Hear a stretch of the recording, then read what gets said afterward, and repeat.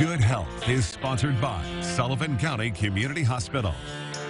When you come across an emergency situation and you see those air ambulances, you know that they are trying everything to save someone's life. Well, joining us today is the president of Evac Livestream, Seth Myers, and somebody I think is really cool. She puts her life on the line all the time is Missy Ice, an Evac Livestream flight nurse. Guys, welcome to Good Day Live, first of all. Thank you. Hello, thank you. So what is this going on right now? I've been hearing that there are hospitals in our state that are closing. How has it affected patients' care?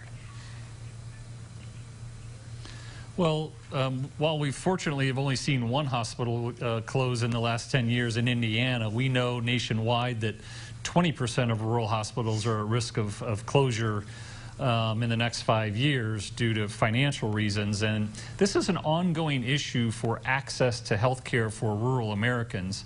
We know that 85 million Americans can only get to a level 1 or 2 trauma center in 60 minutes or that golden hour because of a helicopter. And so we're fortunate that today those aircraft exist, and Evac Life Team has aircraft there in southern Indiana and Brazil, closest to you and to your south. So we're there to move these patients when the time by ground to get to that higher level of care is either too long or they need the critical care en route that's necessary for survival. Now, Missy, he just mentioned the golden hour. What exactly is it for people who don't know? So the golden hour is the hour after a patient gets injured in a car accident or they have a medical emergency such as a stroke or a heart attack.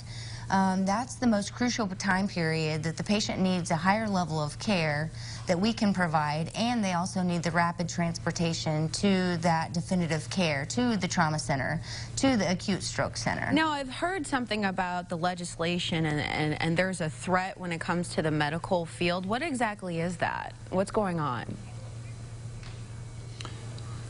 Well, the legislation is currently written, was very focused on eliminating this idea of a balanced bill. That's the amount left to a patient when their insurance company hasn't covered the full cost or charges of their air ambulance. And so that remaining balance occurs when the insurance company doesn't have a contract with an air provider. Some have none. Others haven't negotiated in good faith. That's not all, but some. And so the legislation was focused on removing that concept of a balanced bill so that people really shouldn't have to think, and I agree, they shouldn't have to worry about being able to pay for a life-saving service in what could be the worst day of their life, having something very bad happen to them. And so we're trying to work with this existing bill to find language and work with the right people so that it both takes the patient out of this possibility of a balanced bill, but also provides a fair and equitable payment to the air ambulance providers so that we can continue to provide care in the rural communities. Absolutely. Where can folks go for more information?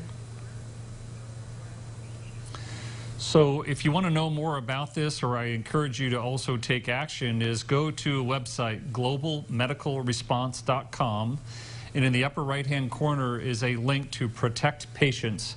There you can learn more about this topic, and also it makes it very easy for you to just contact, email or call, whatever, to your U.S. Congress representatives in D.C.